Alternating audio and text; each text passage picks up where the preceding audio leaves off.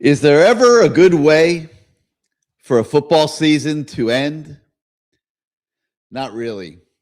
But this one, I think, hit especially hard with the Miami Hurricanes just a couple plays away from winning their sixth national title, but coming up empty in their home stadium, watching confetti rain down in the wrong colors, and having an otherwise spectacular season end in absolute misery.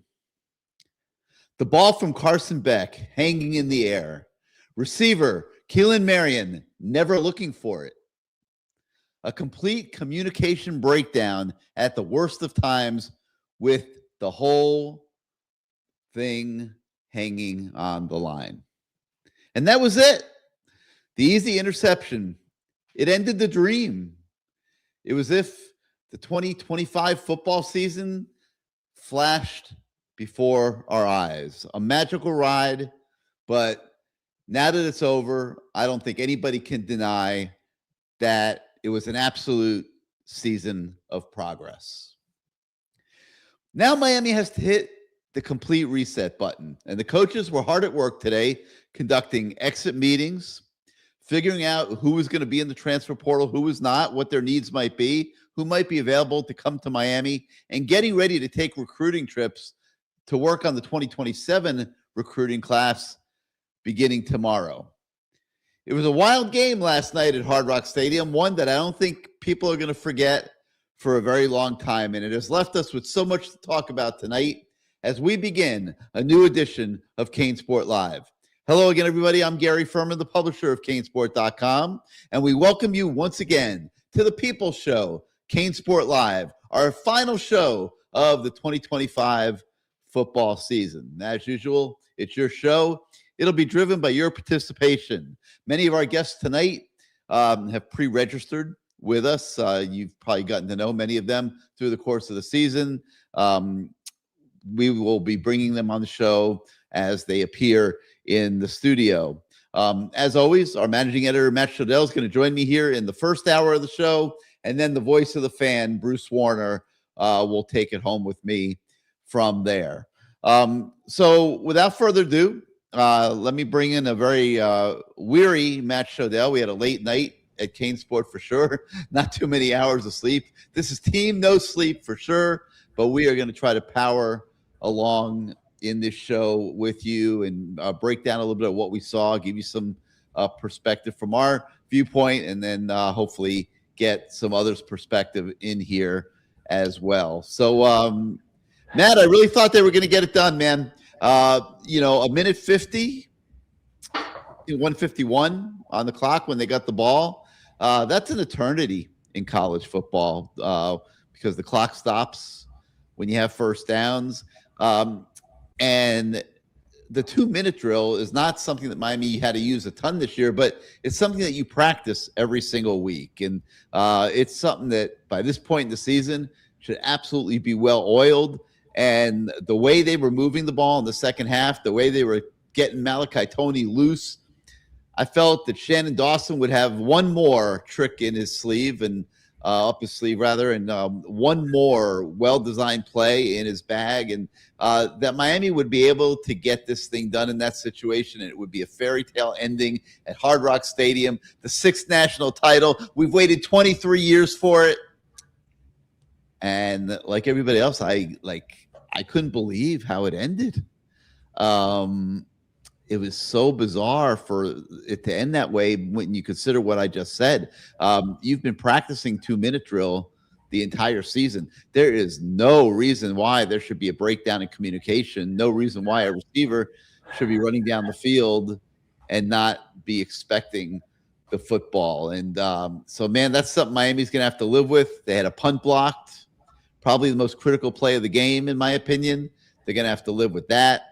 Just abysmal blocking on that play by Alex Bauman. I don't understand how that happened. Couple other plays. I mean, Ruben Bain, very costly offsides penalty. But how are you going to jump all over Ruben Bain for anything? I mean, he's done so much for this team. It happens, but it did keep a touchdown drive alive for Indiana. I'm going to be careful tonight. I made a mistake there. I called Indiana, Alabama twice. I got to be careful about that. They are Indiana. And, it kept their touchdown drive alive. And another key point in the game, that's another 7 there, 7 on the punt block. It's 14 points, tight game. You're an 8-point underdog to begin with. You're probably not going to win football game when you're allowing plays to go against you like that. But Matt, you've had 24 hours, about close to 24 hours to absorb it. Your thoughts on what we saw last night at Hard Rock Stadium? Well, I didn't think I'd be mad about the game, especially if you told me it was going to come down to the last drive. But I left the game mad. Like, from a Miami perspective, fans should be mad because it's one thing if the other team is better than you and beats you. But we had more yards than they did. We just played too conservative in the first half. It seemed like they were, the offense was scared of its own shadow for most of the game. And you could see why. They clearly never trusted Carson back.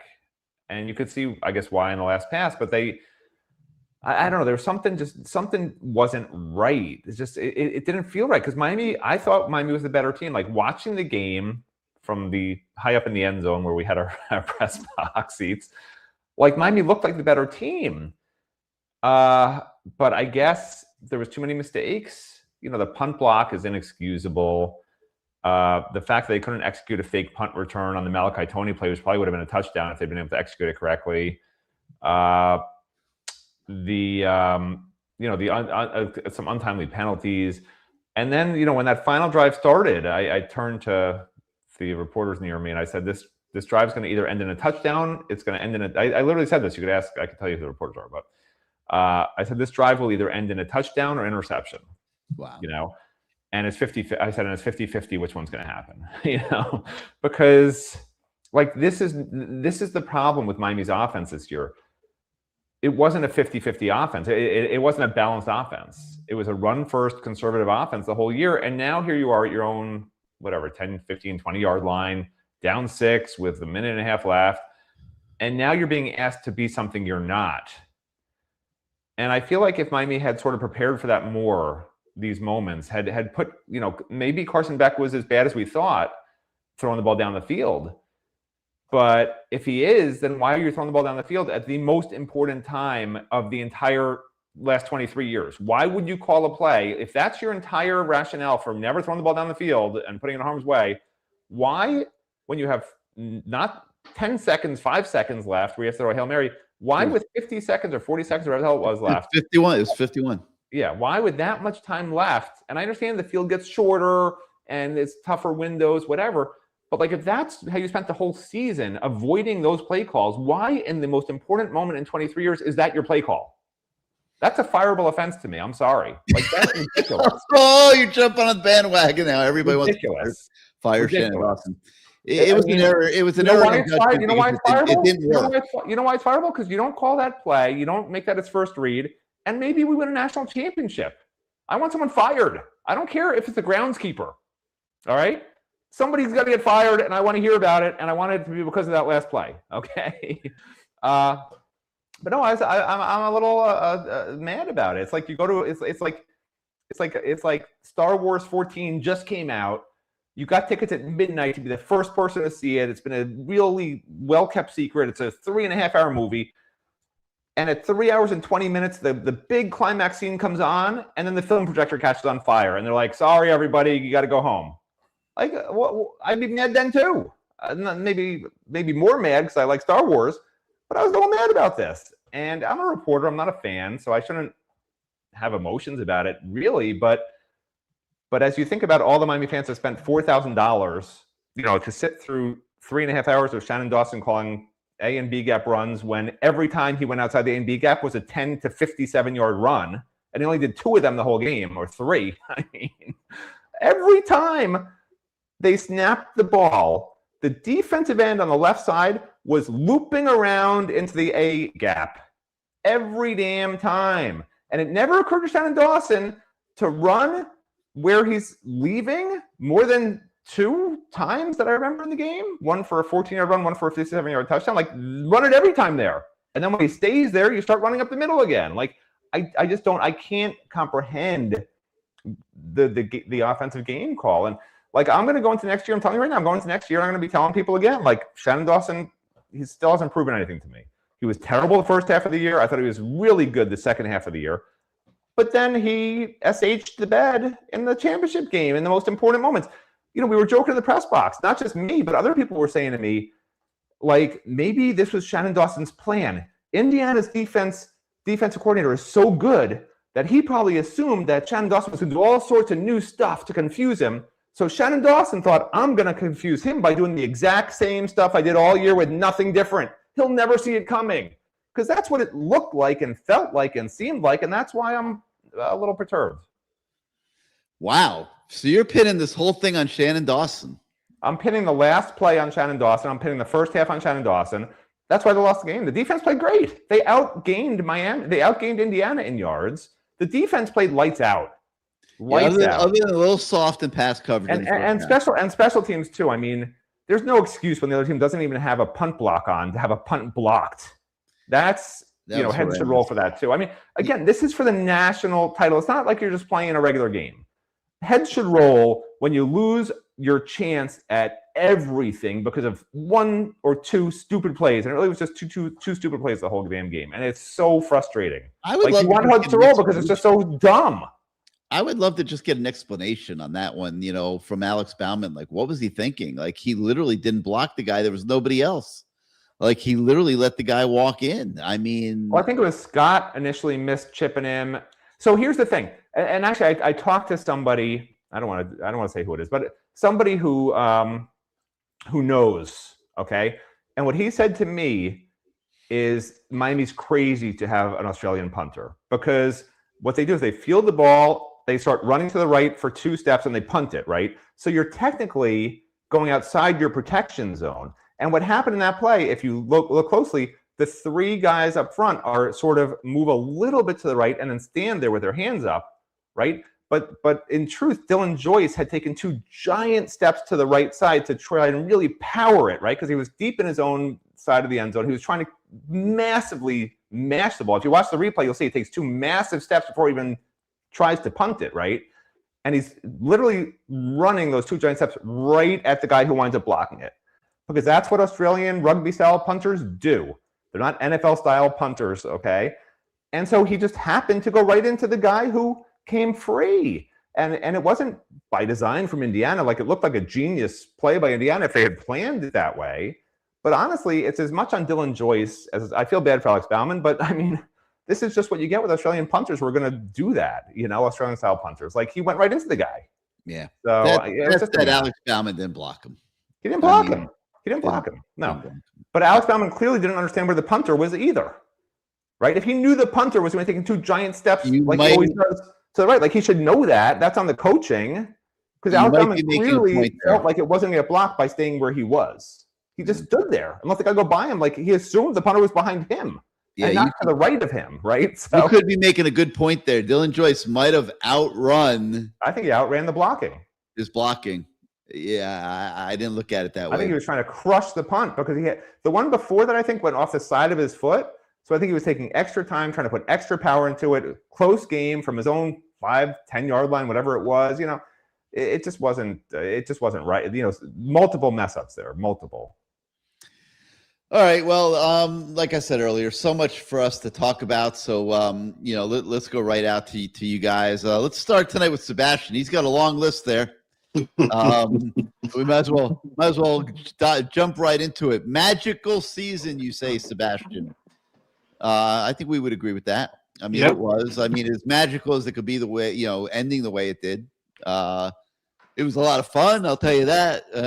I think I made it out to the Cotton Bowl out in Dallas, and we enjoyed our trip out there, and we knocked off Ohio State. We took down some giants this season. We took down Notre Dame, Florida State. Beat Pitt on the road, went to College Station and beat in front of 104,000 fans and beat Texas A&M. We came back after leading in the Fiesta Bowl and we won a Fiesta Bowl. We've never done that. You remember our Fiesta Bowl experience has been horrible, like darn near tragic. See, I think it was a magical season. I mean, we're less than 24 hours from last night, but I gotta give the guys some credit on that. I got few mistakes, few misplays. That's they made some mistakes. I don't think they made a lot, but the mistakes they made were costly.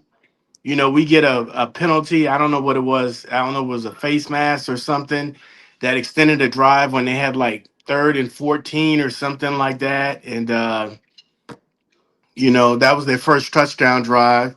So we didn't make it easier on ourselves. The few penalties. I think we had 4 penalties in the first half, and 3 of them led to first downs. So, Indiana didn't give us that. That's what we gave Indiana. Um, I learned a little bit more about the punt block and why Malachi fielded it and stuff. It looked like it was like a fake punt or that was going to do a trick play, or because he should have never fielded that ball. We should have just it was four. It was what was the score then? It was 10-7. Yeah, it was 10-7. We had just ran off the 57-yard run. We had stopped them. I think we sacked them twice. They punted the ball to us. If he never feels that, we get it at the 25-yard line, and I mean we're back in it. Heck, if we make that field goal in the first half, it's 10-10, and Indiana would have felt the pressure. I know Indiana felt the pressure. That's why he went for it twice on 4th down, and he didn't give us a chance to ever take the lead in the game. He wanted to be up 2 scores. Yeah, he coached a great game, man. It's like you could see why he's had the success he's had at Indiana in such a short time. Why they were able to go undefeated this year. That guy's the real deal. He's a little quirky, but man, He is a little quirky. But the question I always ask is, why don't we say that on our side? I've been saying it for a long time. Sooner or later, the talent's going to be equal, and the coaching is going to be the difference that wins the game. Yeah. I thought Corey Heatherman called a pretty good game. I mean, you take away those penalties away, and I mean, we're not fussing at Corey Heatherman. I mean, they really only scored 20 points, right? Because we gave them 7 points on the block punt. yeah. I mean, so we're not fussing at Corey Heatherman this year. And he was down Xavier Lucas for the first half. And Xavier Lucas was a difference maker. When he came out in the second half and he couldn't get those off-man coverage passes or whatnot, they were lighting Mendoza up. And it sped his clock. He didn't have it. He didn't enjoy the second half as much as he enjoyed the first half because those quick catch passes weren't there because that tight man coverage was on him. So that was my next point. I agree with both of you guys. Why the rush on the final drive? I mean, we had a lot of time. 150 something seconds left. Yeah. You don't need a gimme shot with a minute left in the game. Didn't need that. Somebody did make a good point, which was Malachi Tony was open on a cross over the middle. It wasn't all go routes, but the truth is, if Beck makes a good throw, that is a touchdown. Like if it's a earlier throw into the corner of the end zone, that's a touchdown. Like it just is, because he'd beaten the corner. The safety has to come over and help. Oh yeah. But it was a terrible throw, which is the problem with Beck. Like he thinks he can make the throw, but then that's his issue, right? When he throws these deep balls, they're so high up in the air. They're like he throws. I would say this: Carson Beck's a good quarterback. He throws a real easy interceptable ball. Yes, that's what I will say. That's a great point. Safety too much time to come over. Cam Ward, if you ever see Cam Ward or even Coleman, the new kid we got, that ball just whizzes out there. It's like zzz. But Carson Beck throws an easy, catchable, interceptable ball. I mean, he throws a good deep ball, but he throws an easy, interceptable ball. Here's what I would say. I don't know if I'd have put him in that situation as the offensive coordinator. I don't mind the last 2-3 plays are thrown in the end zone, but not where he was at that particular time. That's just me. The outcome could have been the same. Even that hits for a touchdown, you're leaving 38 seconds left for Indiana to get a field goal to win, right? And Miami had right. That's what to me, even having that as an option makes no sense. Like I don't want to do that. I had the same issue with Indiana not throwing for it on 3rd and 4, 3rd and 5 to try and end the game, and just running it up the middle, right? On that last play they had before the field goal. Like, they're just basically saying, we're going to let you try to win at the end of the game. And Miami had just scored a bunch of points. So I was very surprised at Cignetti did that, actually. I was surprised I was surprised they kicked that field goal. But this coach was really worried that if he ever gave the ball back to Miami and they had a chance to win, he was really kind of quivering his boots. So I was thinking about that. My next point is congrats to Mario and the team. If you'd have told me we'd have been 13-3, we'd have beat all these teams, we'd have been in the national championship game, we'd have lost by 6 points to an undefeated team, I would have taken it. I wouldn't even watch the season. I just would have taken it. And so there's definitely some progress there. Are we going to get a transfer quarterback? Duke is acting crazy. They're trying to keep this kid. They're not acting crazy. transferring. They're doing what you would have expected them to do. They're fighting because Miami's literally stealing their quarterbacks. So I'm not surprised they're putting up a fight. I don't know how it's going to turn out, but that being said, if we don't get him with Emory transferring, are we just up the creek without a paddle? The only other option would be finding somebody not under contract who can unenroll at their school and then re-enroll at Miami. Other than that, you just have what you have. Like, if you can't find that guy, which I don't think exists, I mean, you're stuck. I think Luke Nickel could be coached up to be serviceable. Are you going to go undefeated and win a national title with him? Probably not, especially on a team that is going to be a little lighter on proven impact, high-level talent again next year. Like, there's going to be a lot of good young prospects playing next year. It's going to be a young team, but not a ton of first-round guys like they have this year, where Bain's likely to go in the first round. Maino is likely to go in the first round. Even Mesidor could work into the first round potentially. You're not going to have that type of team next year. So it's going to be a tougher situation to bring a young quarterback into. We don't know what we're reacting to yet, so we won't. But, I think that the Mensa kid really makes a lot of sense, which is why Miami made this play when the opportunity presented itself. We're going to see if we're going to get him. If not, I say start the freshman. We probably not going to be winning a national championship, but we have something we can build on. I said, my fifth point was a season to build upon. I think there's a lot they can take away from this season. Sometimes you have to lose to win. And I've kind of felt that with Miami all season. Like, I thought that SMU loss was what we needed to be where we were at because it forced us to change. It made us look at our offense a little bit differently. That's when we started getting Pringles. How did Indiana win all their games without losing then? I don't understand. So this is how Indiana won all their games. I was being facetious. I'm saying you can also not have to lose to win. Okay, I get it. I get it. I agree with you. With this team, they needed to lose, but you don't have to lose. It just depends on your team. They needed a kick in the butt. They weren't playing real well, so they needed that kick in the butt. But most teams, and the small things were the difference in the game. The small things were the difference in the game. They really went after 24, and I thought Ethan O'Connor played real well. But man, I'm telling you, he's there. There was like, man, if he makes a couple plays, they went after him on the back shoulder throws. Which but they saw something in his coverage technique on film that made them feel like they could hit the back shoulder throw on him. They tried that with Frederic, and they were getting burned all the time because he was almost intercepting the ball. And what happened to Frederic? Did he get hurt? He just stopped playing in the second half when Lucas came in? Yeah, I'm not sure on that one. Okay. All right. My last point is just saying great reporting by both of you guys. I really enjoyed, the whole entire season. What I want to know is these exit interviews with all these players. I think 5 went in the portal today. I mean, are we going to start talking about some other key contributors going to the portal, moving out? Contributors? I don't know. No, not that I've heard of.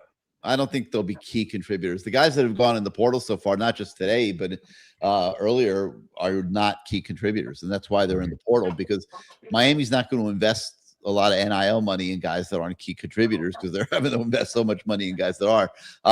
So none of these guys are really difference makers. And I haven't seen anything yet to worry about. I'm not crazy that Emory Williams has run out of time here. I felt he did still have value to the program, but I understand why he would go to East Carolina and seek his opportunity to be a starting quarterback. After 3 years, it makes total sense. Rocky, 58. My wife's an ECU grad, so she's happy about that. Oh, okay. There you go. Rocky 58240 says anyone calling on the firing of Dawson is an idiot. The gloves are off. That means you, Shodell. He's talking about you. But he's not. Look, he's not getting fired. Gary, this is my last point before I want to let a lot of other people get on the show. You made a point early in the year that we were missing a big time deep threat on the football team, and I think it caught up to us. I really did. If we had a Util Green, I think Indiana just covers us different. We didn't have that on the team this year, and my concern is, are we going to have that on the team next year? Well, they got the kid from South Carolina. He's got a chance to help. That's what he did there. He made big plays down the field, Jacobs. And that's why they identified that as a need when the portal season opened and immediately went and grabbed him because they need more threat down the football field. They need a guy that'll stretch the defense, which will open up more for Malachi Toney. And so I love that pickup. I think that's a real good pickup. In terms of, you got some pretty good freshmen coming in, and we'll see in spring practice just how close they are to being ready to play, and what their speed is like. But I love the freshman group of receivers, and but yeah, it's definitely a void, and definitely something that hopefully has been addressed here through recruiting and the portal. Are we gonna? Do you see us getting any good portal pickups in the next week or so? Well, they got the Wilson kid in right now for a visit. I'd have to think there's a decent shot there. The O lineman Seaton, I don't know. That one seems to be slipping away. What about the South Carolina guy? Yeah, that's more likely. Probably more likely. He didn't grade so great. Like, we're not sure about him. He's not Seaton for sure. But the bigger question to me is Markel Bell coming back? Because if he comes back, then your needs certainly on the offensive line out of the portal get minimized significantly. And I thought Bell played great. Man, I appreciate all that you guys did this year. We can't complain about how the year. We wish the year would have turned out better. We can't complain about it. Matt, you were smart. You were spot on. You're just a year early. Are you still holding your prediction for next year? If they get Mensa, I mean, I was assuming they get a good quarterback. It's just crazy that they have to jump through these hoops to try and find a decent quarterback. I mean, they have everything else that you need to again do this. Okay. And by the way, Gary, just so you know, I didn't say to fire Dawson. I said the last play was a fireable offense. There's a difference. You do know that, right? Okay. Yeah, there's a difference. What do you think, Sebastian? Well, he was saying fire Dawson, right? No, I don't think you fired Dawson. No, Matt was saying that. Oh, okay. I thought Matt was saying. I did not say that. You said it was a fireable offense. I said fire somebody. I said it was a fireable offense. You could fire the special teams coach needs to be asked. It's funny. Why does everybody always blame the coaches? It's like Alex Bauman. Now Matt made a good point earlier that maybe Joyce, you went outside the scope of the blocking wall that he had in front of him, and that allowed the guy to get outside and get the kick. But I mean, he really didn't make much of an attempt to block that guy, and that's the special teams coach's fault. I mean, I don't know. I mean, that's Bauman's fault. It's a multiple people's fault, But Bauman clearly is the one who bears the most responsibility. A guy's running there. There's no one else. You block the guy. It's common sense. It's like if you see $100 bill on the sidewalk, you don't pick it up because it's a trap. Same thing. Common sense. It's common sense. Yeah.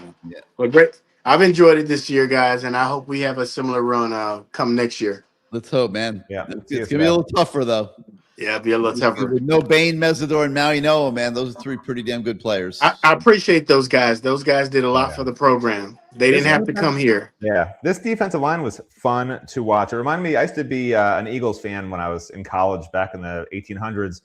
And that's, of course, when they had Jerome Brown and Seth Joyner and like that defense. I enjoyed watching that defense. Like, I felt more comfortable as an Eagles fan because I was an Eagles fan growing up, no longer. I didn't realize their fans were horrible people because I was young.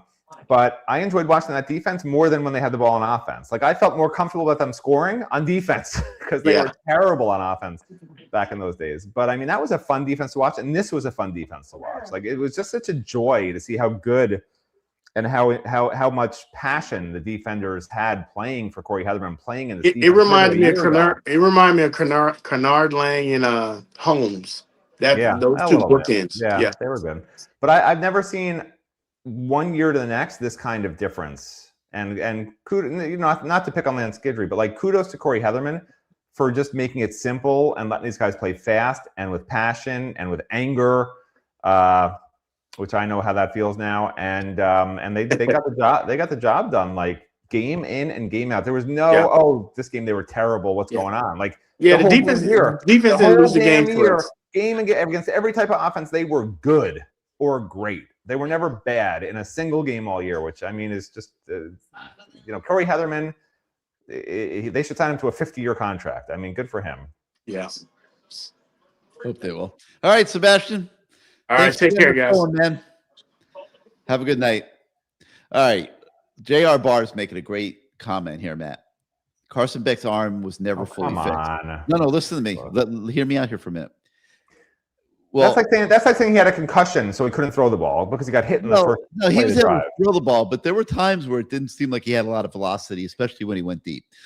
And he rifled some 15, 20-yard passes in there. Like, he just has a tendency to on these deep balls that are one-on-one, he tends to let his receiver make a play. And when you want a receiver to make a play, you try to put some air under the ball, right? But let me tell you, way too much air under the ball. Yes. I don't think it's an arm problem. I really don't. I think it's a mental problem. Maybe not. But I was with Bernie Kosar, and I think it was during spring practice, if I'm remembering correctly. And we were talking about Carson Beck's injury.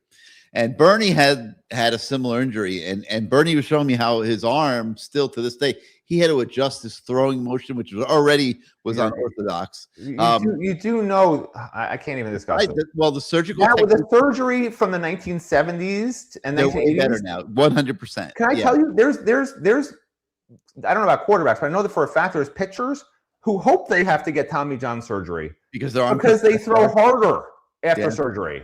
That's not even a joke. That's the truth. Like the new surgeries, you're fine, if not better. So he throws passes fine. It's just the deep ball. He lobs it. There's nothing wrong with his arm. It's ridiculous. I'm trying to find a reason for that throw. It's so frustrating. All right, let's go to K-Mac, man. What's going on, K-Mac? How you doing this week? Hey, man, what's going on? You got me on the show with Stonecraft Shodell tonight, huh? Oh, yes, sir. Hey guys, I have to agree with Sebastian. First and foremost, a great season. You guys did a phenomenal job reporting all year, doing your thing. The clashes, the agreements, whatever it was. You guys did a great job. I know you will never take reporting or working this late in the season for granted again. I'm sure you guys. I'm sure that I know you're weary, but I know you'd rather be doing what we were doing for the last 5 weeks than sitting around talking about next year for the last 5 weeks. No, it was great. It was great. Yeah, it was phenomenal. Great game. Few things I have to agree with you guys 100%. Sorry if I saw somber, but I get into what you said, Gary. I do. This is, and I'm gonna say it this one time, and I won't say it again for tonight. But this is why I said that house money crap was stupid. This is why I said house money. There's no such thing because there's no consolation for the feeling now. You see what I'm saying? When you're playing with house money, when you lose it, it doesn't bother you. That's why I said it never was house money. This is for real. It was for everything. You know what I mean? These guys worked their tails off for 16 games to have a shot. If you told us in the beginning of the year that you would have the ball with 1 minute and 42 seconds left, with a chance to win the national title down 6, you'll take it every year. I'll take that every year. I was at work. I happened to be working last night. It sucked. I missed a lot of the game. I was in and out between doing things. Stopped in the guy, talking with the guys, reporting stuff, letting me know stuff. I did see the punt block. Matt, you are 100% correct. Dylan took a little more to the right, but Bauman absolutely whiffed on his block. Yeah, 100%. He did not follow through. And the reason why I say there's no excuse, even with Dylan taking that extra step, to follow through with your block. They hear that punt when it comes off that foot. You hear that boom. You don't hear that sound. You block because you don't know what's going on. He could have fumbled the ball. Right. You continue to block as best you can and figure out what's going on. So that was absolutely inexcusable. And it sucks that was the difference in the game. A 6-point loss on that play. Of course, things would be different if they didn't block. You can't ever say definitively the outcome. But right now, that is the difference in the game. Somebody was asking me. Somebody actually asked me this. I couldn't remember. I think it's correct. Bauman is the normal guy back there, not Lofton in that, right? I don't usually pay attention to that stuff. You only notice it when something bad happens. But I know Lofton was out. Someone was asking me today, was Lofton usually the guy who's there, and was Bauman not used to doing that with the first team? I mean, Bauman's the better blocker, so I assume it's Bauman. But I don't know. I would too. And not only that, I mean, Lofton's your starting tight end. I don't know why you don't want to have necessarily. Bauman's the starting tight end now. As things went on, but Bauman is a better blocker, so I can see why. But in any event, great season. But Malachi Toney was open. He probably would have got 8 to 9 yards. He would have been hit. There were 3 defenders right around him, so he wasn't wide open. He would have had to make an efficient throw. He probably would have got tackled. Again, Malachi, never know. Maybe could have snuck out, but chances are he would have got hit. But some time come off clock. But plenty of time. Even if he does, you still have time to get up spiky. You're at 3rd and 2. Plenty of time. I do agree, Matt, 100% that if he could have put the right air or the right velocity on it, that is actually a touchdown pass. Listen, it's not an easy throw. Okay? No, it's not. No, it has to be a perfect throw. That's a throw that even an average quarterback understands. You're going to overthrow it. You never underthrow that. Right, never underthrow it. You can't underthrow it. Either your guy catches it or nobody catches it. It's one of those scenarios. That's exactly the mentality. So that's why it's shocking. Yeah, and if you look at it, that safety came down, Gary, and he actually closed his angle, which he flattened the route like the equivalent to a receiver flattening, going from a post route to a dig. He flattened his angle coming in. So if he does throw that over, that safety had no shot. Marion was wide open and in the end zone. That's because Marion's going this way and the safety's coming this way. Correct. Exactly. He had the wrong angle, and the safety had the wrong angle. 100%. Exactly. That's exactly what happened. That safety closed his angle instead of widening it to prevent at least, trying to get over the top of it. He actually closed on it, but he probably read that the ball was short, which is why he maybe did. But just looking at it, if he throws it the way it's supposed to, now the safety has to either make a phenomenal catch or it should be going out of bounds. But what he caught, that was the easiest interception this guy's going to have his whole career. He'll never see an easier interception in his life. Again, just such a great season, and it hurt because I think we here, and this is not even looking through Gary's Miami glasses. This is with our eyes. There's no doubt we actually had a better team. We have a better team. We were better than Indiana last night. That's what's frustrating. That's what's painful about it. Yes. Because if we're better, because here's my problem. If we're better, why do we lose? And the only answer could be the coaches, right? Because if you have better players, better personnel, how do you lose? There's only one way to lose. And that's what's frustrating. So in this case, Heatherman, who I hope gets the Broyles, I think he very well deserves it because he has the same defense as they had last year. Our defense was a sieve last year. Somehow we were top 10 defense this year with the same personnel. We didn't add any. We added Keontae Scott and Jacoby Thomas. O'Connor, a couple of those guys, but you can't say that those guys were like a Caleb Downs in terms of the corners. Keontae Scott was a difference maker. I'll give him that much. But outside of Keontae Scott, they were really the job that he did versus who we had before, and I can't remember his name. Like, I'm so glad we got Heatherman. But the job he did, man, I hope he gets the Bros because he absolutely 100% deserves it. He deserves a raise. Hopefully Mario can keep him. I heard some rumors about the Dallas defensive coordinator job or something to that effect. I really hope he stays, and I hope we sign him to a long extension because he definitely deserves it. And I think as kids he's seeing that he has for multiple years get that defense, I think we can become an absolute juggernaut because guys will be able to really know his system, pass it along to the ones that's coming in. He has a shot to do something really special. I'm thinking like the Greg Schiano type days in the Stoops as the secondary coach, where we can build some dominant defenses. Unfortunately, we needed Cam this year and we needed the defense last year, and we just missed them both. If we have Cam this year, we win a title, no doubt. Oh yeah. If we have our defense last year, we win a championship, no doubt. And to me, that's the frustrating part because now, like Gary said, Bain, Lawano, and Mesidor, that's a lot of production. Listen, there's so much talent on this team. I'm telling you, it finally looks right. It finally looks right. Fans should not be worried about losing players anymore. This really is not rebuild, it's reload. I mean, I have no. It is, Matt, and we're going through the process right now. I'll have a column on the website in the morning. It is, Matt, but it's not like proven, established top end. It's guys with a lot of potential. Yes, it wasn't coming into this year either. There was a lot of question marks coming into this year. You just forget. Bain and Mesidor and Mauino were first rounders coming into the season. Yeah, and now you have Malachi Toney, who you didn't know was going to be so great. He's coming back. Justin Scott's really good. If Ahmad Moten comes back, if Markel Bell maybe comes back, I'm not sure he would. Mark Fletcher, we didn't know he was going to be this good, right? He looks like an NFL running back. I know, NFL running backs are a dime a dozen, but and then you have, we weren't sure about Marty Brown, who we thought couldn't catch the ball, and he's a great pass catching running back. Gerard Pringle has emerged as a great speed back option. You can say all you want. Yeah. That we don't know every person looks worse, but we would have said the same damn thing going into this year. I agree. To some respect, right? I agree. CJ Daniels was terrible at LSU. Keelan Marion never had more than 500 yards in 4 seasons, wherever the hell he was.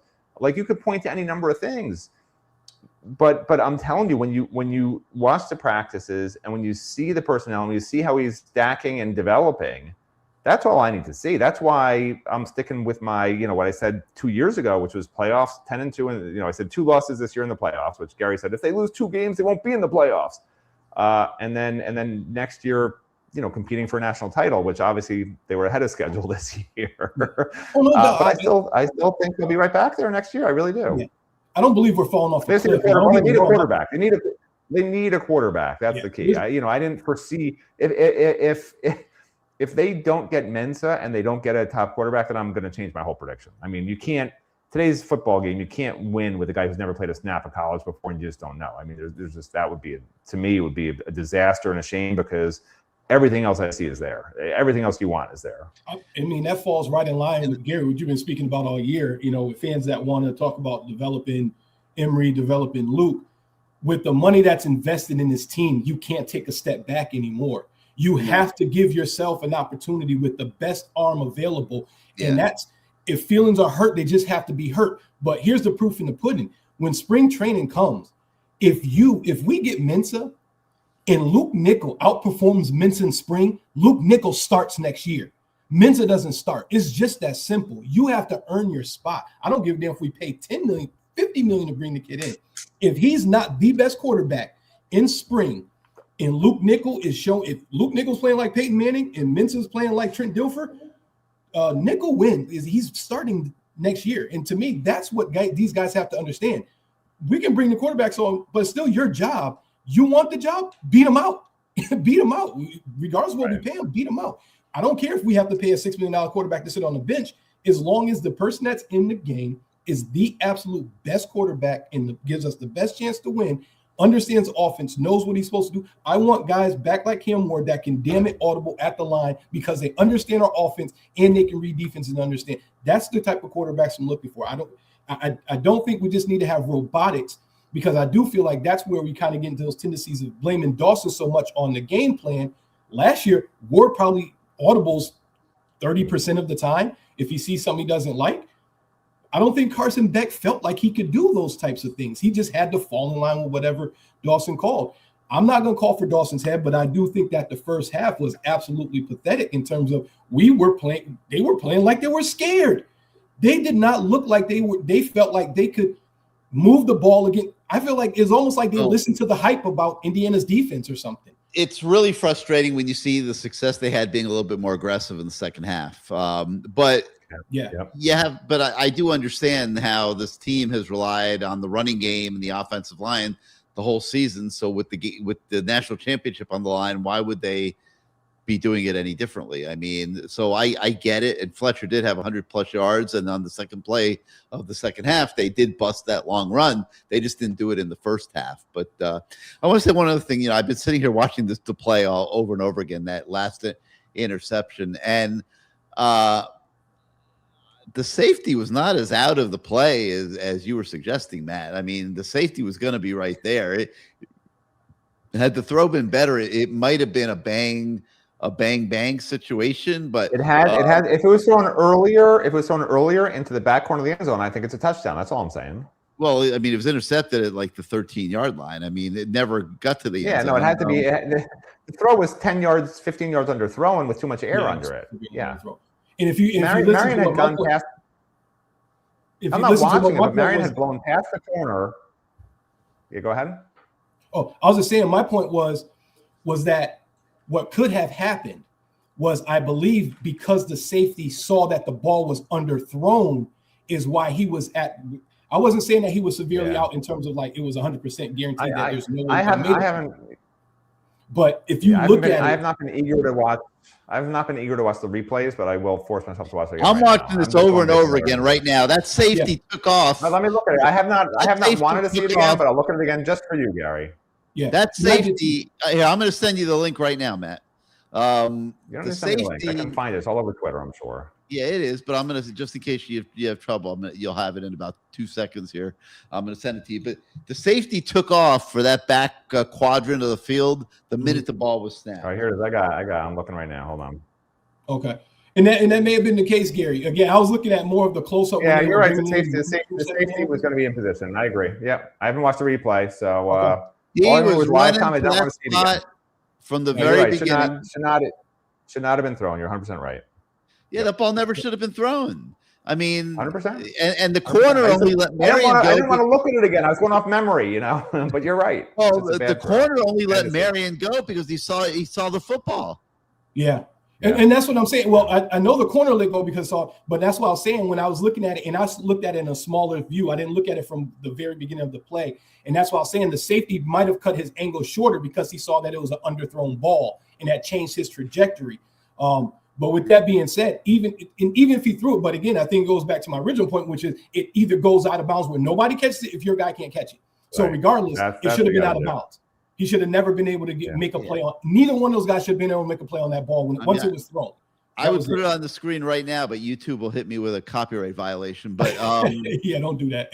But yes, I can't do that. But I mean, nobody wants to see it again. Who wants to watch this over and over again, Gary? There wasn't that much air under it either. He didn't put too much air under it. He tried to throw a rope there, and it just came up. It never should have been thrown. There were two. No, it should have been. It was a horrible throw. And especially again, still looking at the time. Like I said, if you hit Malachi, who again was open but would have been probably tackled because he was surrounded, but he did have space. He gets 8 or 9, possibly a first down, depending on what Malachi can do. I just would have liked that was a safer throw, made more sense. You're inside the 30. I believe you've been inside the 30 at the time. You can spike the ball. You have like 3rd and 2. As I say, he gets tackled. You have 3rd and 2, and you probably have about 30 seconds. Lifetime. Just much better. So for a 6-year, 7th-year senior, very disappointing in Beck in letting that ball go. I can't even blame Dawson for the call because your quarterback still has to see the coverage and understand that's not open and don't throw that ball or throw it out of bounds. So I'm not really mad at the call. If you look at Malachi was open too for a short gain, but that would have eaten up a lot of time. It would have, and that's what I'm saying, Gary. I looked right at it. He would, and that's what I'm saying. If you see it, he probably gets tackled, about 8-yard gain. Does he possibly get a first down? Maybe, but it was a bad play. It was a horror. It was. Bad play. It's not a fireable offense, but it was a bad play. well, yeah, I don't know about the fireable, but and get back on it again. I do want to end on the positive side, man. I'm just really, the guys gave me an awesome season. Fun looking at it. Again, I think the last thing I speak about is it changes ACC wise. Again, we have no business not being in the ACC championship game and winning it every year for a while. We should be owning the ACC from this point moving forward.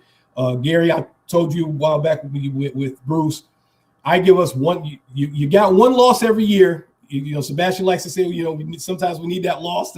I'm not a big believer in that, but you have one loss every year in the ACC, that's fine, or Notre Dame, whatever. But if anything less than ACC championship every year now is a failure. There's no other way to explain it. We are head and shoulders above any other team in the ACC. We have the coaching in place. We have the talent in place. We have the budget in place. We have the structure. There's no doubt we have the best GM in the game in Mario. It's a well-oiled machine. They're talking about Indiana, screw Indiana. The way Miami football athletics is running things is absolutely stellar. They have their stuff together. We need to get Mintz in here, but we should be challenging we should be in the playoffs for many of the foreseeable future years coming up. So I'm really excited. Again, this is going to hurt for a little while. I'm a Denver Broncos fan as well. I had Knicks, the situation when Knicks happened. I mean, so you guys I've been the envy of all the guys at work that follow football strongly. They're telling me, hey, you got to choose either Miami or it's Denver. I'm like, I'm not choosing anybody. I hope everybody should win. You talking about choose, but it was just something. I don't even care about the AFC Championship getting this weekend because of what these guys put in, man. It's just something about my Hurricanes, man, and the passion I have for them. And again, I thank you guys, man, for I wake up with you guys every morning. I won't tell my wife that.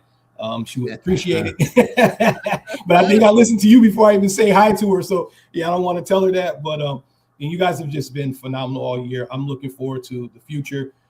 Kudos to Stephen Wagner as well. He does a great job on the recruiting side of stuff.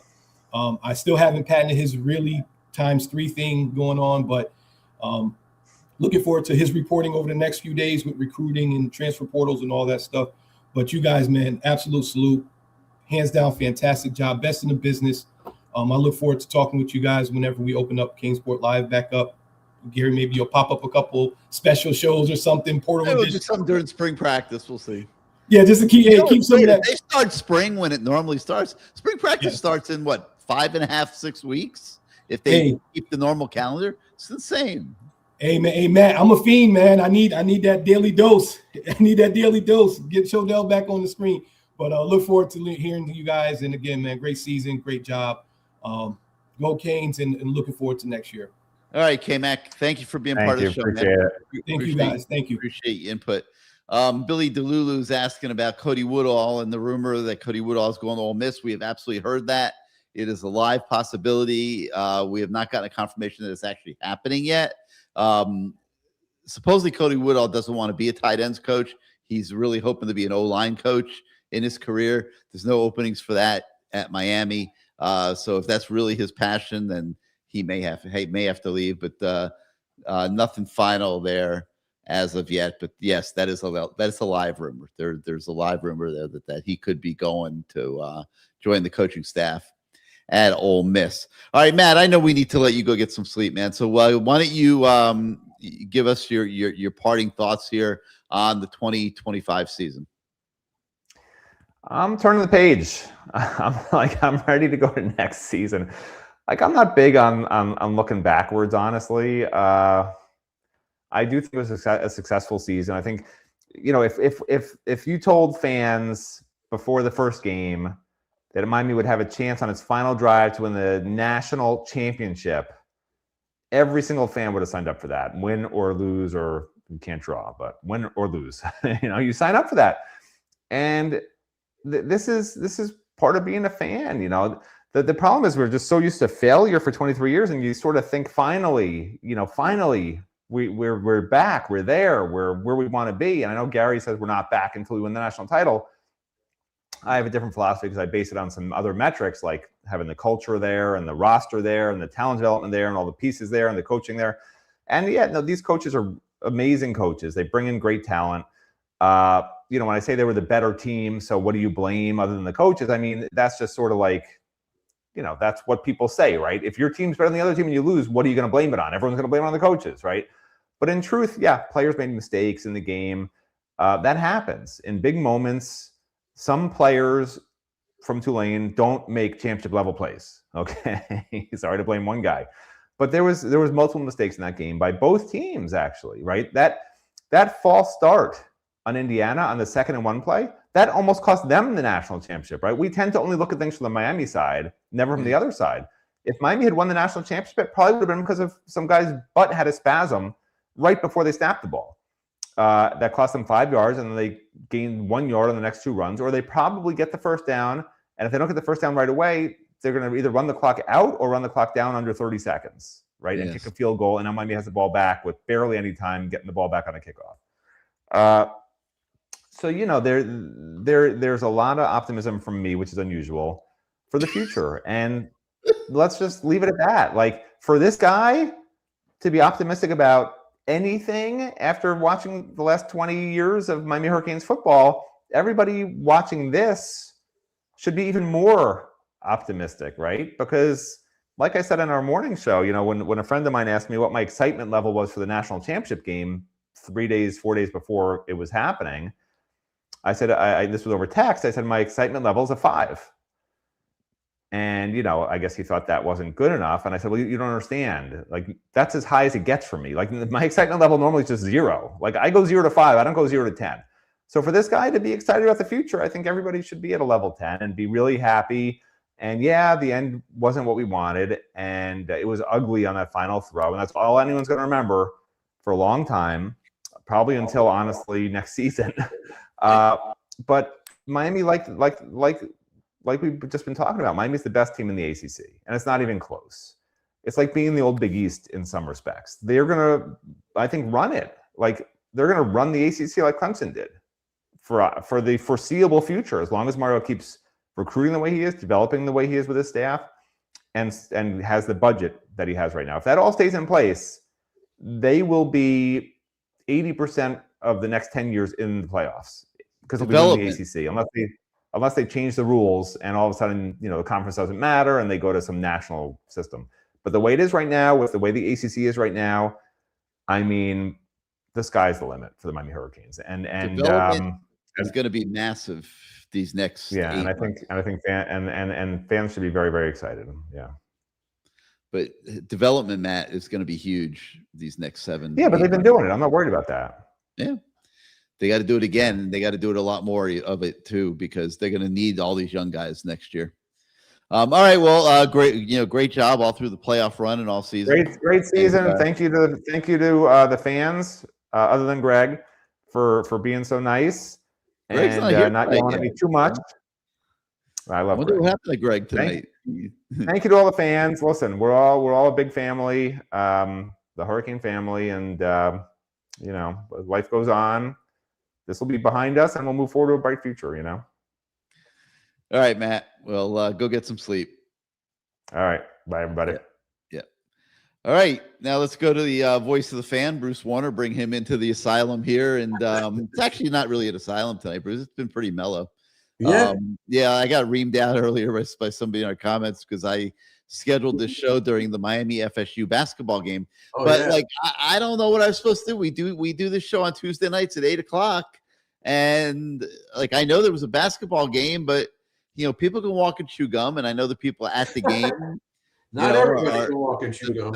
The people at the game are obviously not on the show, but they'll be able to watch the podcast back. And I didn't want to schedule it at a different time because people are used to 8:00 Tuesdays. And so anyway, Bruce, what were your thoughts coming out of that game last night? Well, I'm not angry. I thought I'd be very angry. Really angry. What's the score of the game anyway? 63-60, Florida State with 1:45 to go in the third. All right. I'm not angry. I'm actually pretty calm. because in totality, this season was incredible. We had some highs, we had some lows, we had a lot of doubt. We had people doubting us. We shouldn't be in the playoffs, and look what happened. And yet, through it all, we were supposed to get killed, and we were an interception away from possibly doing it again. And so I have a lot of hope. I'm very positive. But the fact that I'm not angry is very scary because you should be really pissed off, you know? How can you be angry? It's hard to be angry. It's it's just such a shame the way it ended. I mean, with a bad play like that. Oh, well, it could have been worse. It could have been a flag in the end zone. Which is what happened 23 years ago. But you know what? I've been through a lot. I lost my kid. So at least with the flag in the end zone, you knew you had really won. Right. We knew we won. Right. You knew you had really won. You don't have the hardware to show for it. You don't have the history to show for it. Right. But if you're a Canes fan watching that game or at that game, you know that the Canes won that game. Yeah, right. I know that. We all know that. I watched that replay in the last week several times. That ball hit off that kid's shoulder before Glenn Sharp even touched him. That was just a badass call from a guy who wasn't even near the play. The guy near the play went like this in 2 seconds. Anyway, I only caught part of what you guys talked about. So we talked about this last week and 2 weeks ago. And I keep bringing it up, and you told me it's not in the article. I still don't understand. And people were talking about Dawson. I'm not a fan of his. I'm not going to make any excuse. I'm not a fan of his. How the hell in 2026 does a team playing at this level of football not have a screen is beyond me. Because when they were coming after him yesterday, he had a million chances to get the ball into the flat and doesn't do it. I would have put both backs in the backfield, fake the handoff to one, and swing it into the flat to the other. They wouldn't have been able to stop it. But you know what? When he's standing there by himself, not looking into the flat, only looking down the field where there's 11 defenders, it's just wrong. And the other thing about yesterday, we had no rhythm. Do you think our offense in 60 minutes had any rhythm to the offense? No, it was hit or miss. There was no rhythm. They were not in a groove. They were not running, throwing, mixing it up. It was just, to me, the game was almost boring the way it was played out. I just did not like his game plan, if there was such a thing, yesterday. So I am putting the finger on him. I'm just not happy with him. And I said it many times during the season. I'm not going to make any excuses for it. We had some pretty bad tackling yesterday, guys missing tackles. I don't know why we didn't stop the run up the middle. They were gashing us up the middle a lot yesterday. A lot of mental errors. It just seemed like, Gary, that all the mistakes we made during the 12 games in the regular season that we didn't make in the 3 playoff games all came back to bite us in the ass. Penalties, false starts, stupid. We almost had a targeting the helmet to helmet with the quarterback. A lot of mental errors, and yet we almost won the damn game, which is remarkable when you really think about it. The opinions are pretty mixed on Shannon Dawson in the comments. Christopher McKinney says, Dawson did his job, kept us in the game. He didn't trust Beck and didn't want to put too much pressure on him. There were many times during the course of the season where it did not seem like he trusted Carson Beck, and with justifiable reason. I think the Louisville game was a game changer for the Miami offense, and not in a great way. And that's how they got caught. We don't need a cannon for an arm to throw a screen, Gary, and you know it. And that's something that all the good teams and the NFL teams use screens. He doesn't use it. That's frightening to me because how are you game planning? How are you? What film did he watch? Did you see 6 guys in the box and you're not getting it out in the flat? Marty Brown is great with the ball in his hand in the flat, and so is Fletcher. But they don't call it. They keep throwing those same sideline passes, and everybody's ready for it. So look, that's just me, and I'm not happy with that at all. Go ahead. All right, well, let's go see what Rocky has to say. Rocky, welcome back to CaneSport Live. You with us? Yeah. Hey, Gary. How you doing? What's going on, Bruce? Rocky, how you doing, man? What's on your mind, man? They don't have a screen, Bruce, out of the backfield because that's not their game. They throw wide receiver screens. They don't throw running back screens. Bruce is correct on this. They need running back screens. They need running back screens. You can I don't disagree with you. I'm just telling you how it is. We haven't seen it. Yeah, but that doesn't make it right. Everybody in the country throws screens. You look at Schnellenberger to Melvin and Alonzo screens, and Dennis threw screens. Look, And Bush threw screens, and he's not doing it. I don't understand. We're 2026. What's wrong with you? I don't disagree, but here's what I'll say. They picked a heck of a time to play a C game, which is what I said after late last night. I said they played a C game.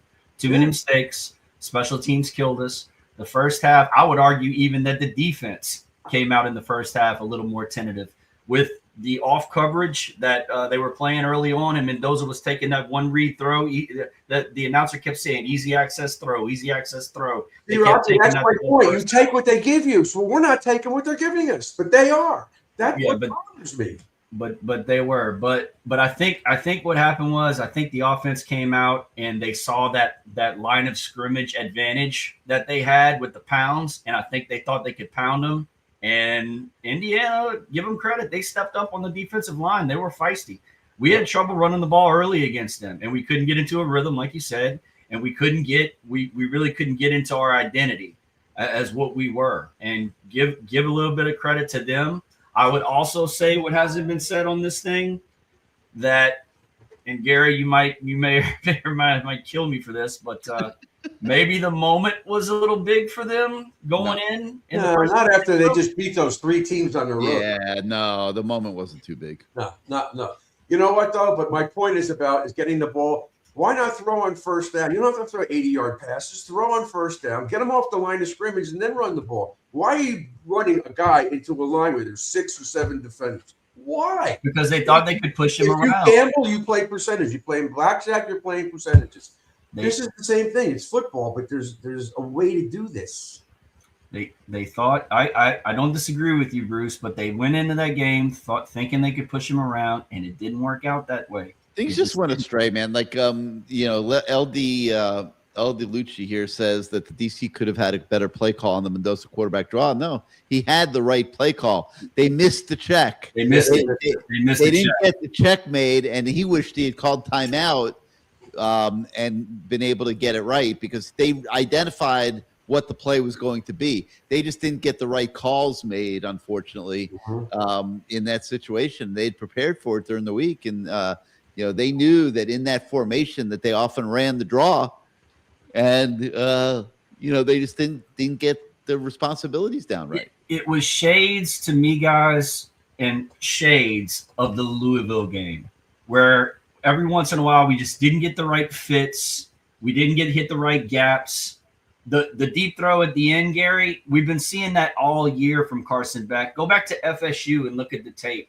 I think that was his best game. But afterwards, his deep balls are lofts. I mean, he hangs that ball up there for forever. The last one he tried to drill in there, I'm not 100% buying that it was the right read and the right throw. I think that's maybe lip service. I think he got greedy, but that's just me.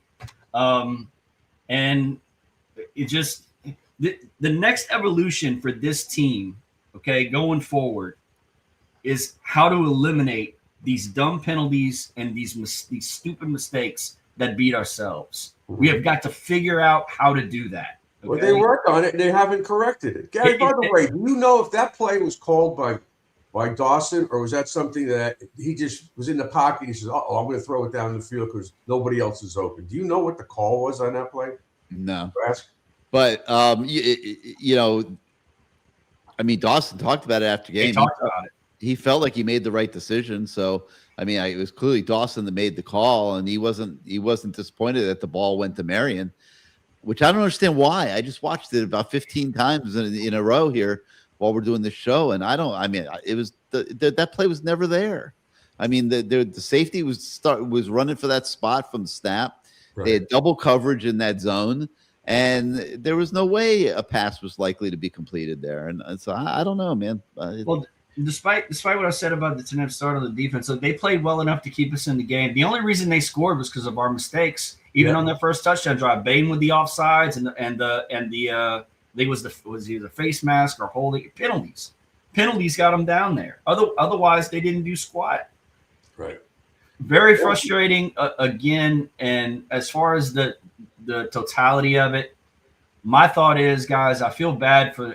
I'll say this again. I feel bad for the younger fans because I was watching before the game of all the streams and stuff of the younger generation getting to witness this for the first time, and I really wanted them to celebrate something, and it just didn't go our way. Bauman needs to be excommunicated for football for not blocking that guy, and I don't care, Gary. If it doesn't matter, it doesn't matter if the punter overran the block. You never assume, right? That your punter is going to go there. If you're right there and the guy's charging in, you block him, you take him out.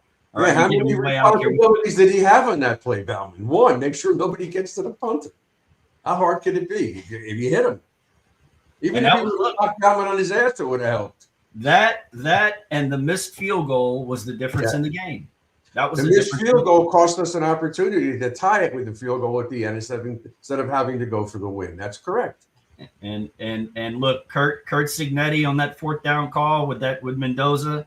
I said it online. Ball's a steal. I mean, give the man credit for making that call. Mm-hmm.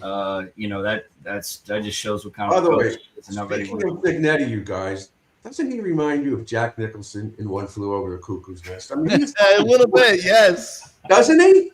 He's got this look. Like, where did he get these? What is he, an actor or something? He does have a little bit of that. He's a lobotomy, this guy.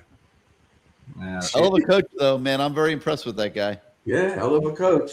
I mean, we were all hurt. Bruce, I know you're not a fan of Dawson, but nobody's getting fired. And the Crab Man, I heard the Crab Man before, Gary. Nobody's getting fired over this. You don't get fired when you get to national championship games. I didn't say fire him. I said I'm very disappointed, and he should. Yeah, there were a lot of people on the message board today, Bruce and Gary, that were screaming for Dawson's head after the game, and just a lot of people don't like Dawson. And I keep saying it's an offensive brain trust between the three of them, Dawson, Mirabal, and Cristobal. Yes, Dawson calls the plays on game day, but all three of them game plan for the offense. And that's Gary. Would you ever ask him, why don't you have a screen? Or you'll never ask him that. I will. No, I will. I'll give it a pass. I will next time. When next time I talk to him privately, I will ask him that because I'm very curious. Yeah. Yeah.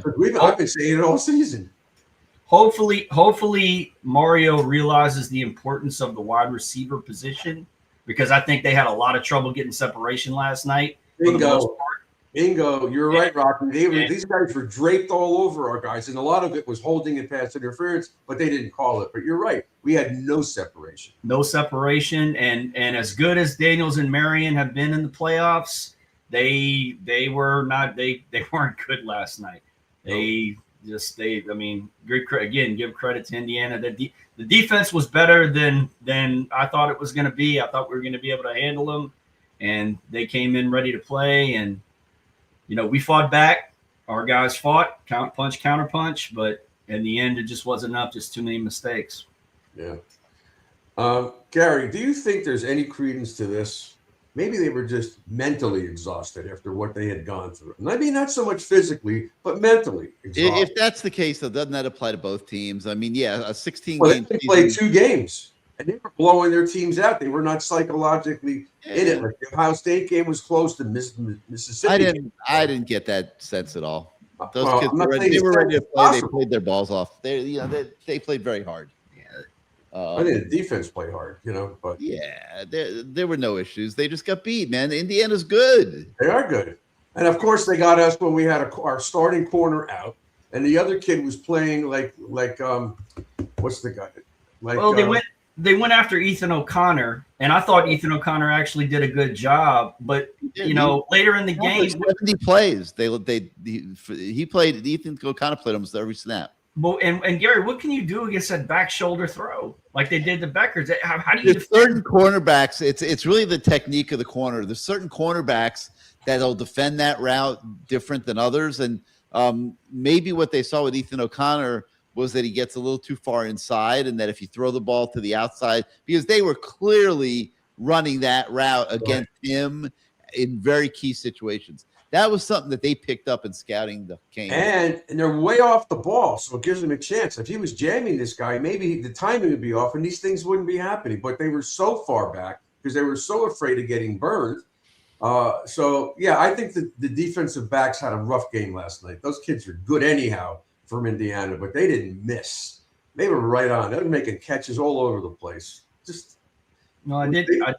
They're not great though. They're not great. They were very beatable team. This is not a super team. It was for me, Bruce. It was, again, if we don't make those mistakes on special teams, and if those penalties don't happen, it's a different ball game, and maybe we get out of there. I could have lived with the damn penalties. The block punt killed us. The missed field goal didn't hurt. I mean, it did hurt. It hurt us because we had to score a touchdown at the end. So those two plays and all the other plays could have happened. We still could have won the game. We would not have been down 6 points if he didn't block the punt, unless we would have punted and they drove all the way down the field. But I didn't think that was going to happen. So that killed us. All right, Rock. Bruce, I got one question. You're our legal patron here on CaneSport Live. Give us a little insight on this Mensa situation. I think it's impossible. What's impossible? That he's coming here or not coming? No, that Duke is trying to sue because Mensa has an NIL contract, and they're trying to use the NIL contract as a tool to not make him come to school here. Didn't the judge already tell Duke put him into the portal? They did, but the initial judge recused himself, gave it to another judge who reportedly has Duke season tickets or whatever. That judge told him to go to the portal, but it's still left. There's still a decision, a ruling that needs to be made on. I don't know what the contracts look like, those NIL deals. I don't know how enforceable they really are. I know when you give somebody a 4-year scholarship, it's really 1 year at a time. So it's not a 4-year deal. You're locked in. You get 4 single-year scholarships to go to Miami or whatever school. I think he's going to be here. I don't think they're going to hold that up. I don't think you can rule that a kid cannot transfer due to an NIL contract. A buyout, damages, something like that, okay, but you can't do it. Right. All right, Rocky. Thanks for joining the show, man. We'll see you next go round. Thanks, Gary. Thanks, Bruce. Appreciate me having me on. Thank you. Okay. You got it, man. Let's go to BK Hurricane. What you got for us, man? Hey, Gary. Bruce, what's up? A lot. I'm still a lot. I'm like you, Bruce. I'm not upset. You know, I was calm. I was real calm. I was just okay. You know, like Indiana just made the plays when they had to make them. That's just how I looked at it. Yep. They just the Louisville game. We were down 14-0 and we came back. We should have won that game, but we didn't. You know, that kind of. Yeah. I mean, Carson Beck I was on Twitter the whole time, and everybody, and all the FSU trolls were telling me, I'm telling you, BK, an interception is coming. And as soon as they said it, there it was. There it was. There was that interception. It was just a bad throw, a throw that should have never been made. I agree with Gary. That throw should have never, ever been made. That throw didn't have a chance. It wasn't necessary, though. There wasn't 4 seconds left in the game. It wasn't. I'm sorry? It wasn't. Yeah, it was an unnecessary throw. It was an unnecessary throw. Right. Just unnecessary. But quick question. Why was Ethan O'Connor in the game so much? Is it because Damari was hurt, or what's going on? That and Lucas couldn't play the first half, and Ethan O'Connor's had a great season. Damari. No, I'm saying once Lucas came in, he hadn't played in weeks. Frederic maybe was banged up a little bit, but yeah, Frederic was banged up a little too. Yeah, they caught a secondary that was banged up. That's what happened. But Frederic played a lot of snaps in that game. He did, but not as many in the second half. Oh, because I was wondering, why is he still in there? I'm like, where's Fitzgerald? Where's Toyser? I'm like, what? A lot of snaps in this game. Yep. I just did. I mean, God bless the kid. I don't know how old he is, but this is a learning experience for him. He's got a lot of talent, that kid. A lot of talent. He's got guts. He's a riverboat gambler. He's trying. Yeah. They call for pass interference, but at least he's on the screen as opposed to the DBs that we had here when D'Onofrio was here. You couldn't find DB in screen TV. There were nowhere to be found. I mean, I got to give it to O'Connor because no one stopped that play all year. Nobody stopped that back shoulder throw all year. It wasn't just him. That throw was unstoppable all year for Indiana. Play to defend if the quarterback's accurate. What did you say, Gary? If the quarterback's accurate, it's a very hard play to defend. Yeah. And that's Mendoza. He throws an accurate ball. 100. And on those 2 passes, he was right on the money. Mendoza throws an accurate ball. You catch it, right? BK. It's either his guy's going to catch it or no one's catching it. The way he throws Yeah. It's going to get caught or the guy it's going to go thrown out of bounds. But the defenders, unless they really jump the route, which is kind of hard to do, you don't know when the guy's going to turn. But he's good at it. It is what it is. Yeah. But I have the same sentiment that everybody else has with this Bauman kid. Like, I mean, that's just a mental breakdown. Like, how does that happen? How does that happen? I was talking to my brother. I think somebody needs to check his bank account at the end of the game because he got some money for that. When I saw, I just couldn't believe it. Like you're playing with. I just couldn't believe it. Like, I mean, if he has more time left, Cody Woodall should take him. Take him wherever he ends up going, because I never liked Cody Woodall anyway. The second he became tight ends coach, our tight end play went down. Yeah, you can't. You're not overcoming in a tight game. You're not overcoming giving us free 7 points like that. Yep. No. And with the screen, he's probably a good kid, but I can't even imagine what he was going through in the locker room. Probably wanted to bury his head in the toilet. Yeah, he should have. He should have. But real quick, so I could let somebody else on, right? I don't think that there wasn't that much trust with Carson Beck all year long. Like, you talk about the screen game, the screens weren't a problem with Cam Ward. All of a sudden, they're a problem with Carson Beck. I don't think they trusted this kid all year. I don't think they trusted him. I think they tried to protect him. The Louisville game. And it ended up costing them 2 games because I think they were too conservative at SMU. Yeah. Yeah. They found a new way to approach offense with all the trick plays and Tony, and it took teams a few weeks to start catching up to that. And and then when you get in the playoffs, it's more of a physical smash mouth type of game anyway. So, but yeah, it was definitely in that Louisville game where the trust got broken down. No question. Yeah, it was bad. But last thing, what the hell is Clemson doing? What else? What? What the hell is Clemson doing? Oh, I don't know. Who cares? What? I don't care. Let them keep. They're not. I mean, I'm tracking the portal. They didn't get anybody. Was that your porn stash with all the movies that you've watched over the years? What is that? No. That's like a backdrop. That's like a backdrop. Porn stash. Those were porn movies in the 1990s. All right. No. That's like a little postcard backdrop that I got going on back there. So but listen, are you excited about next year if we get Mensa? I think we're going to get Mensa. I think a lot of legal things are going to come with it, but I think he does come. Then if he doesn't come, we'll just have to figure it out. Yeah, we'll just have to figure it out. There's no second portal window, so we'll just have to figure it out. If he does get here, though, he's got the whole spring, which Beck missed, to learn about. Right. And that's a big deal. That's a really big deal. Right. So I'm hoping he gets here soon. Yeah, Josh Moore could light it up with a kid like that. Malachi, the kid Jacobs from South Carolina looks like the real deal. I think we'll be fine.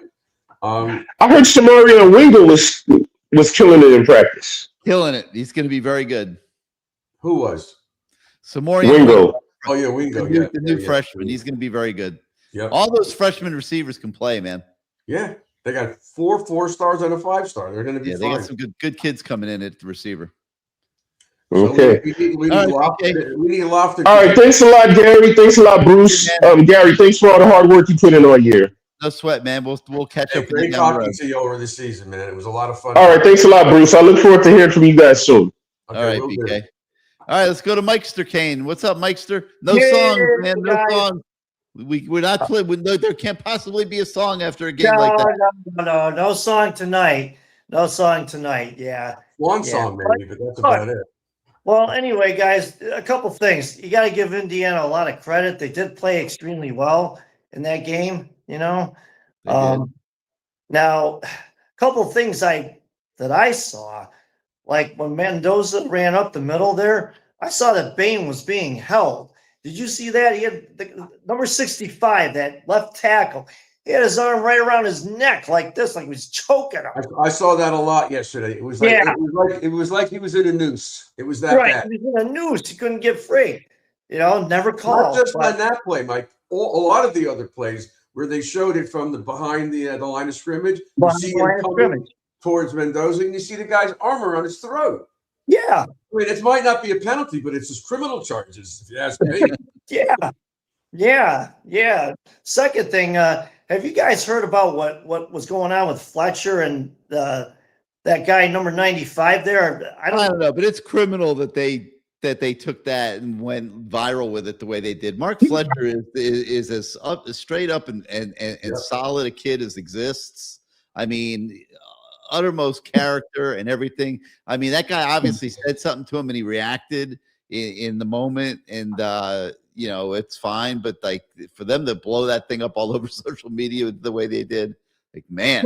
Everybody keeps saying he said something about his dad. I talked to his mom, Linda. I'll ask her. I'll text her. But I don't know. I don't know.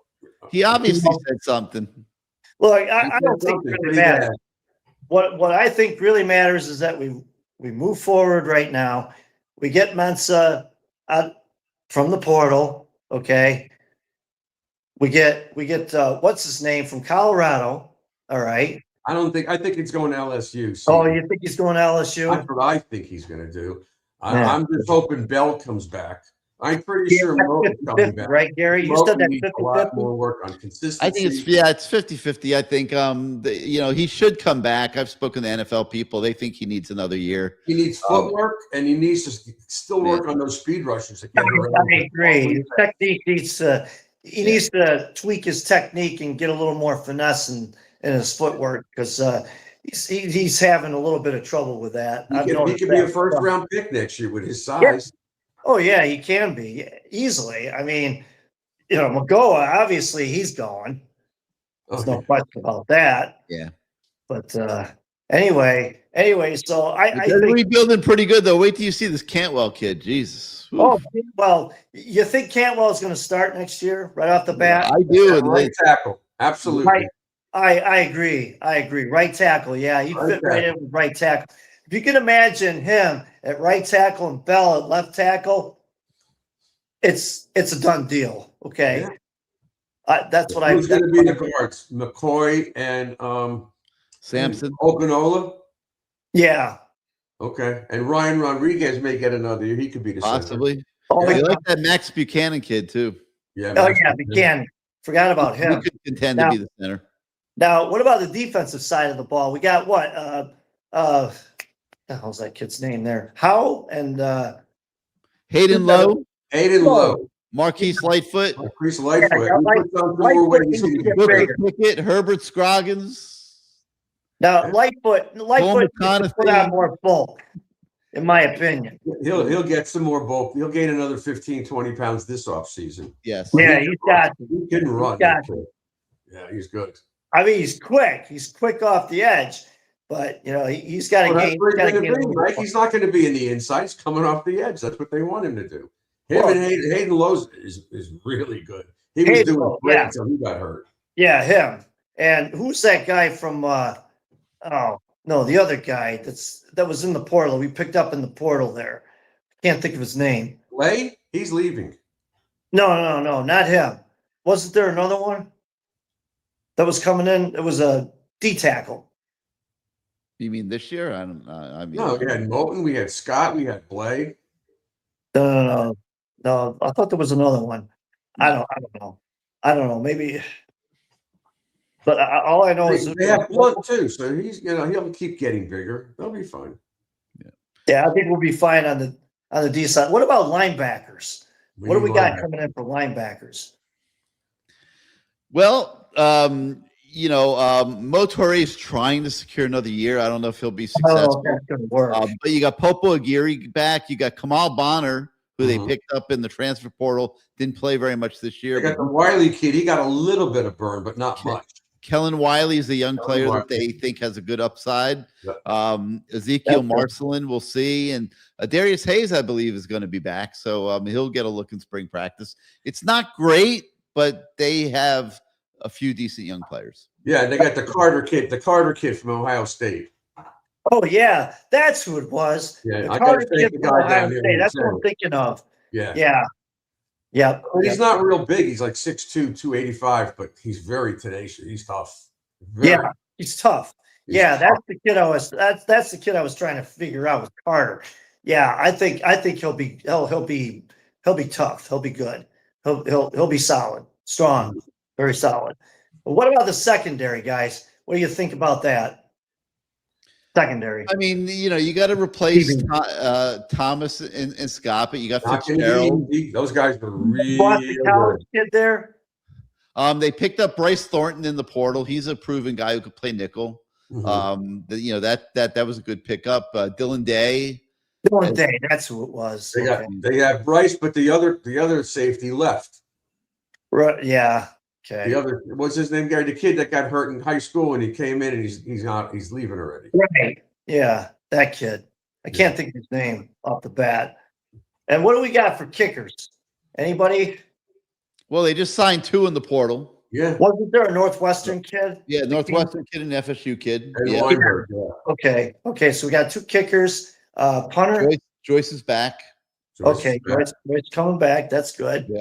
That's good. Well, what about the special teams? Are they? You think they're going to make some adjustments on special teams this year? I think there will be an adjustment made for that punt protection. Well, yeah, after what happened last night, obviously. Only probably cost them the national championship. Yeah, Unbelievable, man. I have a theory about that. Oh yeah, Amari Wallace. That's Amari Wallace. Yeah, he's in the portal. Thank you guys. They were punting out of the loudest area of the Indiana bench behind them. Okay, maybe he didn't hear. Maybe he couldn't hear the snap count. I don't know. Question of hearing. It's a question. The guy was coming in. You hit him. That's it. Case closed. You just freaking knock him out of the way. Stop. He should have blocked him. Bro, he just didn't move. I was like, what the hell is this? But anyway, yeah. I mean, next year, I think future's going to look really good. I think we're going to grab an ACC title. I think we're going to go to the playoff. I think we can go all the way next year. A lot of young guys got to develop. A lot of young guys. Yeah. But I think they will. So I have confidence in it. All right, Mike. Well, thank you for being part of the show, man. Hey, great season, guys. Great talking to you. We'll keep in touch. All right. Okay. All right. You got it, man. All right. Gary, any news on Fletcher? There's rumblings all the time. I don't really have an answer. He keeps saying he's coming back, but I don't know. I'm not going to ask his mom. I don't want to do that. It's not right. I mean, everything I've heard to this point is he's coming back. But did last night change that? I don't know. You wind up with some of these agents who we all know that could start throwing money around and giving and blowing smoke up his ass, and he may be out of here. But I think he's a man of his word. Says he wants to play with Malachi. Says he's coming back.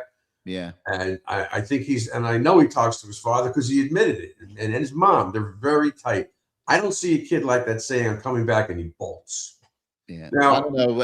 It's a really. Can he get more NIL money if he says, listen, I'm sure he's being well taken care of NIL-wise. Sure. It's a tough decision, man. Yeah. It's a tough decision. But I don't think he's a first-round pick, no matter what he did in the playoffs. He's not a first-round pick. No, Mark Fletcher's are a dime a dozen in the NFL.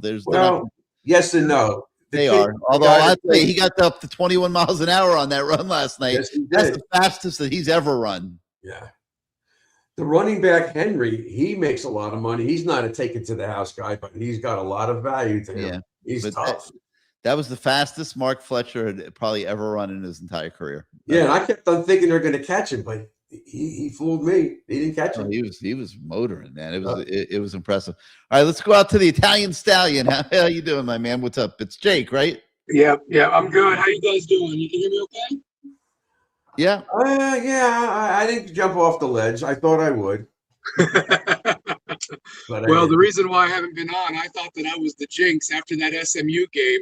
Before the SMU game was my last appearance. So I joked with Rocky, who I talk with all the time. I said, Rocky, give Ferman a message. I'm not coming on until we win this whole thing. And if we lose, we kept winning and winning. And I thought I was the reason why we were doing good. So not coming on here because after that SMU game, it wasn't looking good. But truth be told, guys, listen, I mean, we can talk about this so many different ways. A lot of us, me included, were really hard on Mario this year, especially after that SMU game.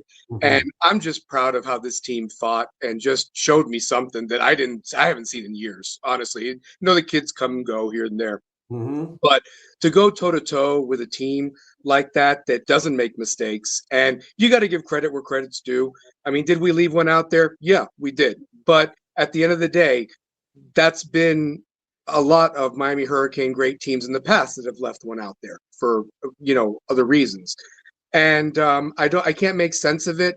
All I know is that compared to, I don't know, I'd say the 86 team, that not that I'm comparing talent for talent, but the drive that the 87 group used to go and win it the next year, I could see that happening. And we had to replace a quarterback, as well. A Heisman Trophy winning quarterback, no less, that had the worst game of his life. Can you imagine if he was our quarterback this year? Could you imagine? We would have been 16-0. That's for damn sure. Yeah, exactly. And I think with what you had with, I mean, you had some guys that really had to come together and play hard. I mean, damn, 13 wins, the most in Miami Hurricanes football history. Mhm. I mean, come on. And I know those other teams didn't have as many chances to play those games, but to win 13 with this group, I wouldn't have picked that at the beginning of the year. Yeah. I think we would have been blessed to maybe get 11 or 12 wins, including an ACC championship game, Mhm. if we're being real. But the one thing that I want everybody to just realize is that unlike the '94 game, I was there in the Orange Bowl. I was a young guy when we lost to Nebraska 24-17. And I just remember how I felt after that game. And it took, 6-7 years for us to get back to the Rose Bowl. And then we had to deal with probation and everything that happened. One thing that I can let this fan base know, we're not dealing with probation. We're dealing with a coach that's all in. That's not looking at the NFL.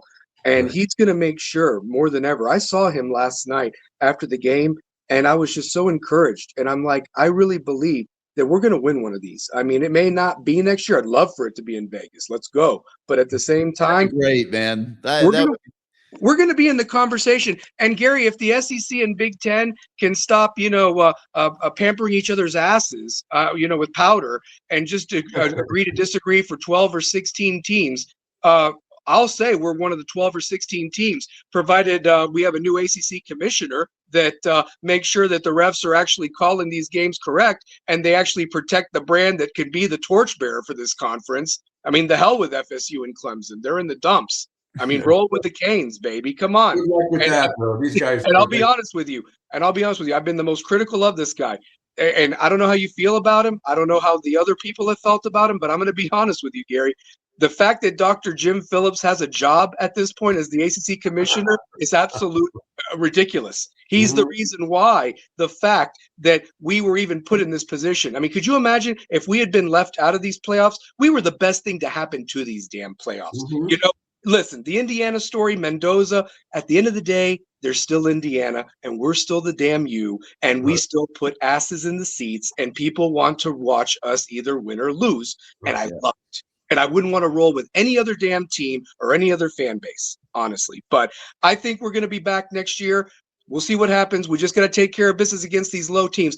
If Rocky wants to talk about what he wants to see next year is an improvement, and Bruce, you called it as well, talking about the fact is that they need to work on these, not doing these dumb penalties and hurting themselves. Here's an evolution for you. But they do work on it, though. That's what Mario keeps saying. Exactly. And I believe him. I believe him. Exactly. And the one thing that I'm going to say that I want that needs to be worked on, you need to bring the intensity to beat these smaller teams that want to beat you. You need to see everybody the way you saw Ohio State that night in Dallas a couple of weeks ago. You play like that, ain't nobody going to touch you. I don't give a damn the talent level and everything like that. We're going to be huge. We got some guys with a chip on their shoulder. We're rolling again next year. But you know this is true, though. When we were great and winning championships or getting to the big ball games, we always somehow or other played to the level of the competition. We struggled with Toledo one year.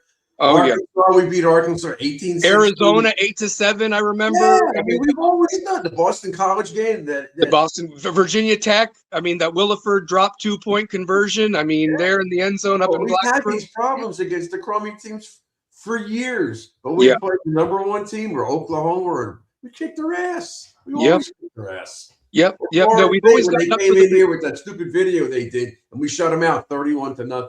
Oh, yeah. Oh, yeah.